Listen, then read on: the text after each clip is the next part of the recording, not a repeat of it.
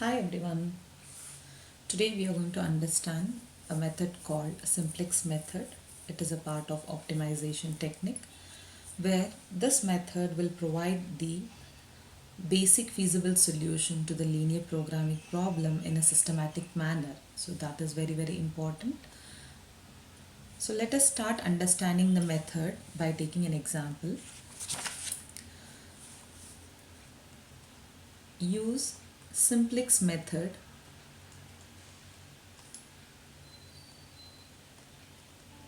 to maximize. So here we need to find the maximization problem. Z is equal to x plus 1.5y subjected to the constraint. Subject to the constraint. Constraints are nothing but the conditions. X plus 2y less than or equal to 160. 3x plus 2y less than or equal to 240. Where the variable x is greater than or equal to 0, y is greater than or equal to 0. So first step in solving an simplex method, convert this inequality to equality. It will be easy for us to get the solution by converting the constraint and inequality to equality. So for that, check whether the constraints inequality is less than or greater than. Since the inequalities are less than, we will be introducing the variable called slack variable to balance the inequality to an equality. So here we have two variables x and y. So two slacks will be introduced. Let us denote S1 and S2 are the slacks. So converting this inequality to equality, first let us write the objective function z is equal to x plus 1.5y, and the constraints converting to equality x plus 2y. I am introducing one slack variable, so it is 1s1. The other is not required, so I can denote it as 0s2 to balance the equation equal to 160. Next, 3x plus 2y plus s1 is already introduced in the first, so we can take 0s1 and we can introduce 1s2 in the second equation, 240. So consider this as equation 1 and this as equation 2.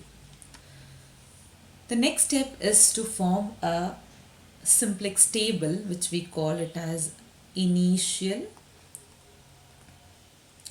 simplex table.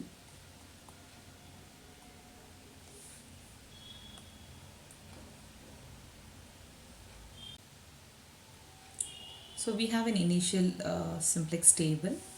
So we need to take 1, 2, 3, 4 rows and corresponding columns 1, 2, 3, 4, 5, 6. So first will be the entry of non-zero variables. Next, x, y, slack s1, s2, and then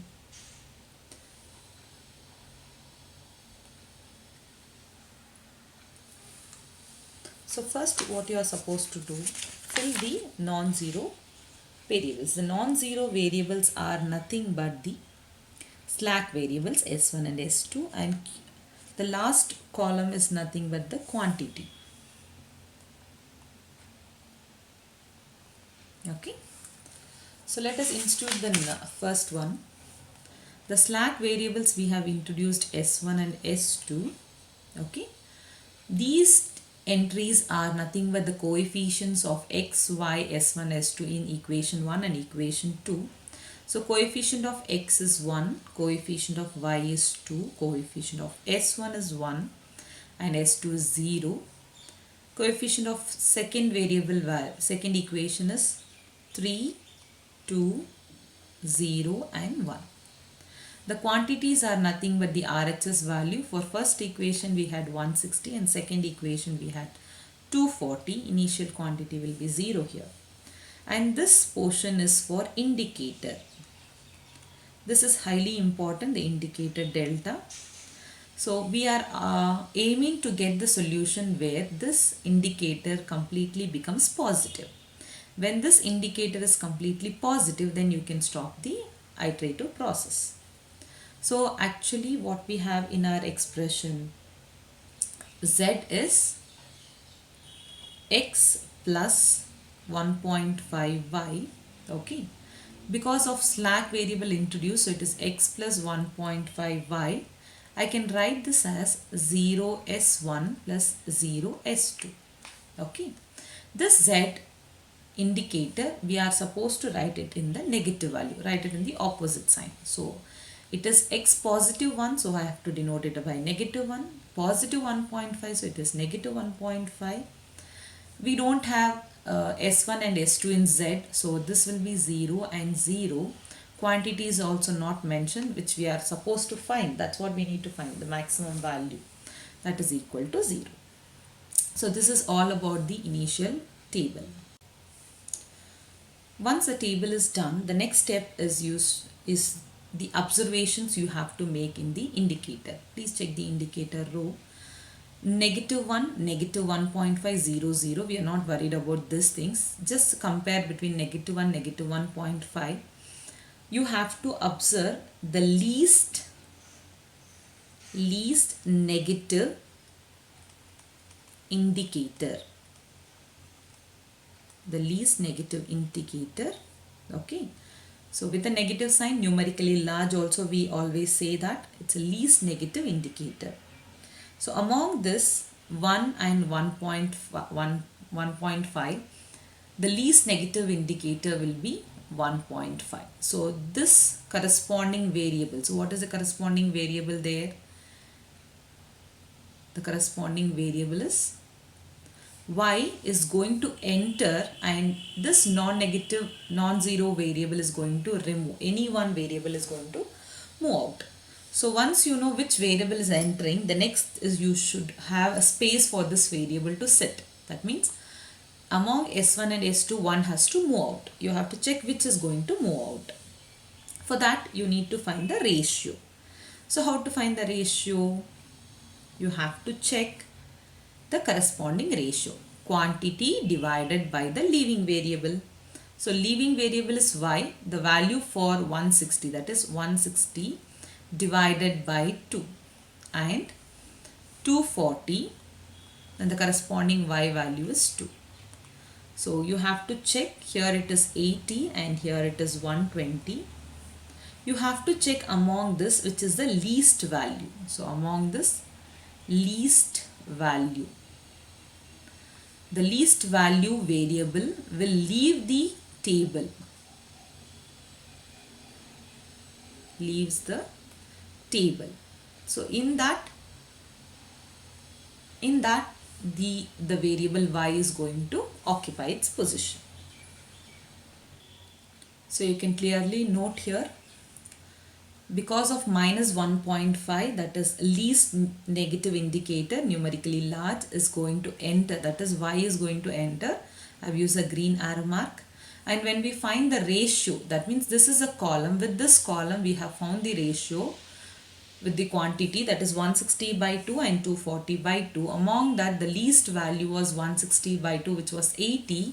That means the slack variable S1 is leaving. In place of S1, y is going to occupy its position.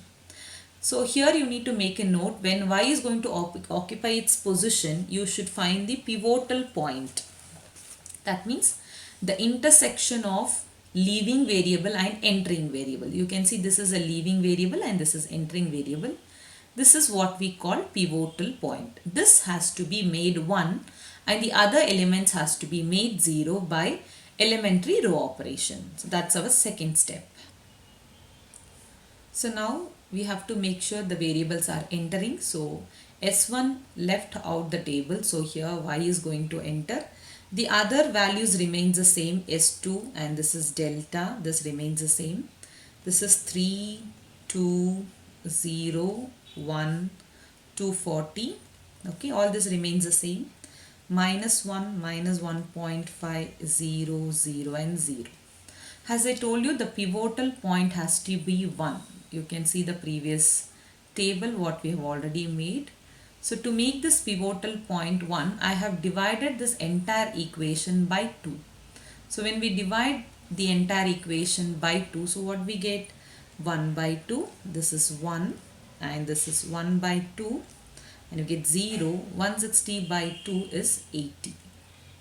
Now the next step is you are supposed to make these two entries to be 0 by the row operation. So we can perform R2 changes to minus 2 R1 plus R2 and R3 changes to 1.5 R1 plus R3. So everything has to be performed with respect to row 1. If I take this is R1 and this is R2 and this is R3. Okay. So perform the row operation and make sure the below the pivotal point all the entries are 0. And if you find any negative values in the indicator, we need to repeat the same process again. So take the next table and perform the operation of R2 and R3 to find the values. Below the pivotal, the entry should be 0. So perform the operation here. Minus 2 R1 plus R2, we get 2, 0, minus 1, 1 and 80. Similarly R3, we get minus 0 0.25, 0 0.75, 0 and 120. You can see here the indicator is still having a negative value. So we are supposed to repeat the step 1, step 2 and step 3. So you have to check which is the least negative indicator. Here we have all positive except this. So this will be the entering variable. So this will be the entering variable and you have to check, you have to check what is the leaving variable. So one variable enters means one variable has to leave. Check which variable is leaving by the ratio. So find the ratio of quantity divided by the leaving column. So quantity is 80 by 1 by 2 and you have 80 by 2. So you have to check, this is 160 and this is 40. Among this which is least? So this is least. So the least variable will leave the table. So what is the least variable here? The least variable will leave the table is S2. That means in place of S2, X is going to enter and S2 is going to leave the position. The entire step and process is again the same. You have to check the pivotal point, right? So what is a pivotal point here? 2. So in next column, you have to replace S2 by X and make this 1 by dividing this entire row by 2. That's all. So I have repeated the same table here. Instead of S2, X is going to enter. The rest all remains the same.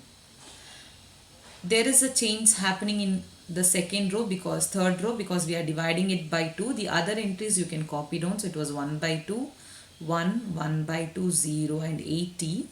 The last is minus 0 0.25, 0, 0.75, 0 and 120. So this row, to make the pivotal has 1, this position has 1, we divided the entire row by 2. So it is 1, 0, minus 1 by 2, 1 by 2 and this is 80 by 2 which is 40. So X and both the slacks variable has gone out and both has been replaced by X and Y. So once you got the pivotal, what we did, we are supposed to replace the other values on the same column to be 0 by elementary row operation. So let's change R1 to minus 1 by 2 R2 plus R1 and R3 will change 0 0.25 R2 plus R3 if it is R1, R2 and R3.